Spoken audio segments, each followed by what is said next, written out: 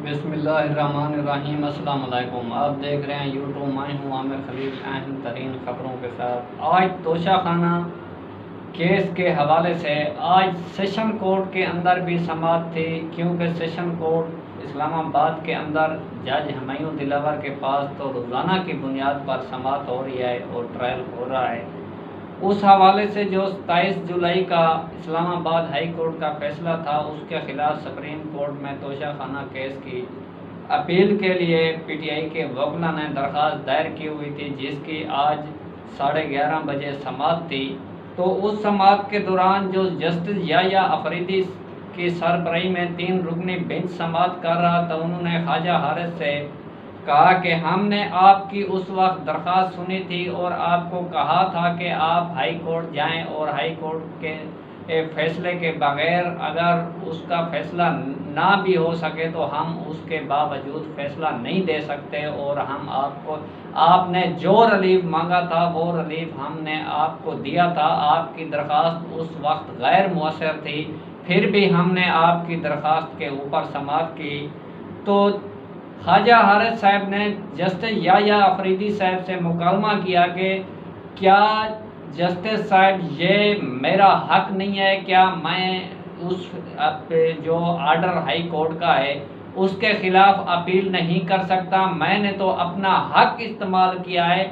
आपने जो आर्डर दिया है हाई कोर्ट को, अभी तक उन्होंने हमें स्टे भी नहीं दिया और अभी तक उन्होंने जज के कंडक्ट के हवाले से कोई फैसला नहीं किया। और फिर इस बात के ऊपर जस्टिस याया अफरीदी ने कहा कि हाई कोर्ट के अंदर आपकी दरखास्तें कब समाअत के लिए मुकर्रर हुई हैं? तो फिर ख्वाजा हारिस ने कहा कि हमारी दरखास्तें कल के लिए समाअत के लिए मुकर्रर हैं, जिसके ऊपर उन्होंने कहा कि आज मैं जो फरीक हैं उनको नोटिस जारी कर देता हूं और जुमे के दिन के लिए समाअत को मुलतवी कर देते हैं और कल की डेट को देखते हैं कि अगर आपको हाई कोर्ट से स्टे मिल जाता है, इनके ऊपर फैसला हो जाता है तो ठीक है, नहीं तो फिर हम इस मामले को देखेंगे।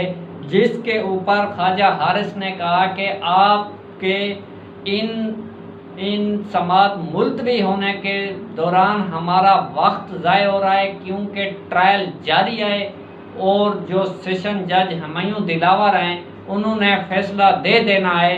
उस पर सुप्रीम कोर्ट के जस्टिस याया अफरीदी ने कहा कि सुप्रीम कोर्ट एक मैं हुक्म जारी करता हूं, उस हुक्म के मुताबिक सुप्रीम कोर्ट ने जज दिलावर को तब तक फैसला लिखने से रोक दिया जब तक उसके कंटेक्ट और केस सुनने की अहलियत का फैसला नहीं हो जाता। ये उस वक्त की समाअत थी, फिर उस समाअत को जुमे के लिए मुलतवी कर दिया गया और जो मामला था वो एक बार फिर हाई कोर्ट की गोद में डाल दिया गया है chief justice Islamabad high court Aamir Farooq के पास। वो तो केस कल समाअत के लिए लगा हुआ है, लेकिन उसके बाद जो आज 9:30 बजे सेशन कोर्ट में जज हुमायूं दिलावर के पास समाअत थी, तो उस वक्त उन्होंने पीटीआई चेयरमैन इमरान खान के गवाहों की जो लिस्ट तलब की हुई थी, उसके बाद उन्होंने टाइम मांगा कि हमारे वकला सुप्रीम कोर्ट गए हुए हैं और 12 बजे का उन्होंने टाइम दिया। जब 12:30 बजे समाअत शुरू हुई तो उस दौरान पीटीआई के वकील बैरिस्टर अली गौहर ने वो जो दरख्वास्त थी, जो 4 गवाहों के नाम थे, वो जज को जमा कराए, जिसके ऊपर जज ने उस वक्त वो दरख्वास्त ली और कहा कि ये कहाँ हैं, उनको लाएं, उनके बयान सुने जाएं। जिसके बाद उन्होंने कहा कि सर हमें 2 दिन का टाइम दिया जाए, क्योंकि जो हमारे गवाह हैं इस वक्त वो यहाँ मौजूद नहीं है। 2 गवाह जो हैं वो कराची से आना है, अभी टाइम लगता है और उनको आने में हमें टाइम दिया जाए। कहा जाता है कि आपको 1:30 बजे तक टाइम है, आधे घंटे का टाइम दिया जाता है कि आधे घंटे तक आप बुला लें, नहीं तो मैं आपका जो गवाहों का हक है उनको मुस्तरद कर दूंगा और आपकी दरख्वास्त को भी मुस्तरद कर दूंगा। जब 1:30 बजे समाअत हुई तो फिर माई लॉर्ड ने ये हुक्म जारी किया कि जो पीटीआई चेयरमैन इमरान खान के गवाह हैं ये गैर मुतलका हैं, इनकी कोई ज़रूरत नहीं है, इनके बगैर ही मैं इनको इनकी दरख्वास्त को मुस्तरद कर दिया जाता है, क्योंकि पहले गवाहों के नाम मांगे जाते हैं और उसके बाद वक्फे के बाद जब दरख्वास्त दी जाती है तो फिर उनको बुलाया जाए। जब वो बुलाने के बाद समाअत शुरू हुई तो कहता है कि इनकी कोई ज़रूरत नहीं है, क्योंकि मेरे पास तो लिखा लिखाया फ़ैसला आया हुआ है, मैंने वो फ़ैसला देना है। उसने एक जस्त तहरीरी हुक्मनामा जारी किया है जिसके अंदर यह भी लिखा है कि कल 11:30 बजे मैं इसके ऊपर दोनों फरीक को तलब करता हूँ, अगर आपने हतमी दलील ना भी दिए तो मैंने फ़ैसला जारी कर देना है, क्योंकि मैंने तो वो फ़ैसला लिखा हुआ है। ना ही उन्होंने सुप्रीम कोर्ट का लिहाज किया और ना ही उन्होंने हाई कोर्ट का लिहाज किया। और उसके बाद जो इनके कंटेक्ट के ऊपर सवाल उठा था, हाई कोर्ट ने FIA को इनके फेसबुक अकाउंट जो जज हुमायूं दिलावर का फेसबुक अकाउंट था उसके ऊपर उसने PTI चेयरमैन इमरान खान के खिलाफ बेहुदा पोस्टें लगाई हुई थी, और वो पोस्टें उस वक्त के जो सहाफ़ी थे उन्होंने भी देखी थी।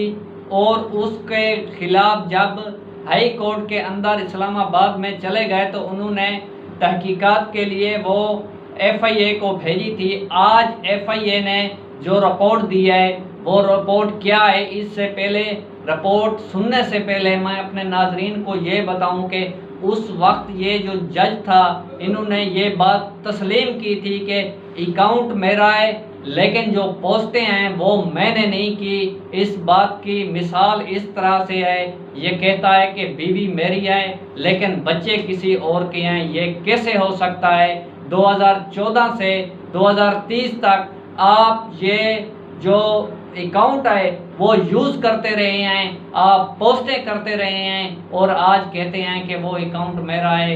और जब उसकी तहकीक हुई है तो FIA की बदनीति देखें, जो बात जज ने तस्लीम की वो बात FIA ने भी कही है, वो मैं अपने नाजरीन के साथ शेयर करता हूँ। जज हुमायूं दिलावर की इमरान खान के खिलाफ तौहीन आमेज़ा मबनी पोस्टों पर मबनी अकाउंट पर FIA की रिपोर्ट अकाउंट जज का ही है और 2014 से है, और जो इलाइट से पोस्टें डिलीट या हिड कर दी गई हैं और इसलिए इनका लिंक URL मौजूद नहीं है।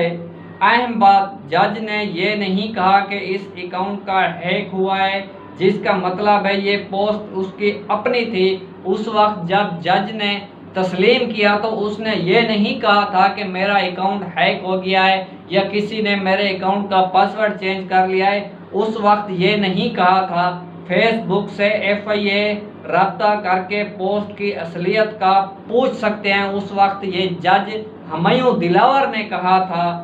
ये वो पोर्टल है जो FIA ने इस्तेमाल करके जज दिलावर के फेसबुक अकाउंट से मुतल्लिक तफसीलात लेनी थी, जो लिंक हाई कोर्ट ने उनको दिया था। जज के फेसबुक अकाउंट में जो एक्टिविटी और ट्रैश रिस्टोर यूर पोस्ट पर जाकर ये पोस्टें अभी भी देखी जा सकती हैं।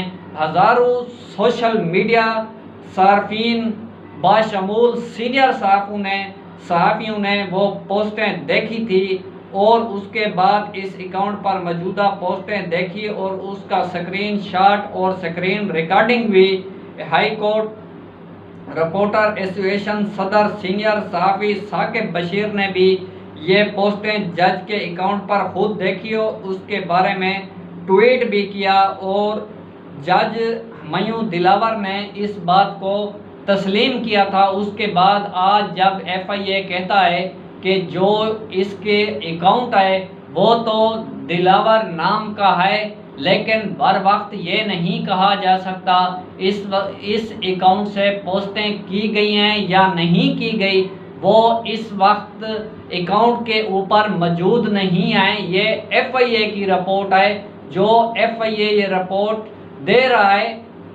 और सोचने की बात है, ये जो FIA है ये वजीर दाखिला राना सनाउल्लाह के अंडर आता है, वो कैसे हतमी और एग्जैक्ट जो रिपोर्ट है वो दे सकता है। उन्होंने तो उस जज को क्लियर करना था और जज के खिलाफ उन्होंने जो सबूत थे वो तो उसके अंदर उसने उनको बेगुनाह साबित करना था, क्योंकि वो तो उसको सेव कर रहे हैं, क्योंकि वो राना सनाउल्लाह के अंडर में आते हैं। उनकी DGFIA का जो उसके जो FIA एजेंसी का है, उनकी क्या जुर्रत है, वो क्या इस तरह का अख्तियार रखते हैं कि वो एक वजीर दाखिला के कहने के बावजूद भी वो हतमी रिपोर्ट दें, जिसके ऊपर नाजरीन ये एक फेसबुक के ऊपर ऑप्शन है, जिस ऑप्शन के ऊपर FIA एजेंसी गई भी नहीं है। और वो क्या ऑप्शन है?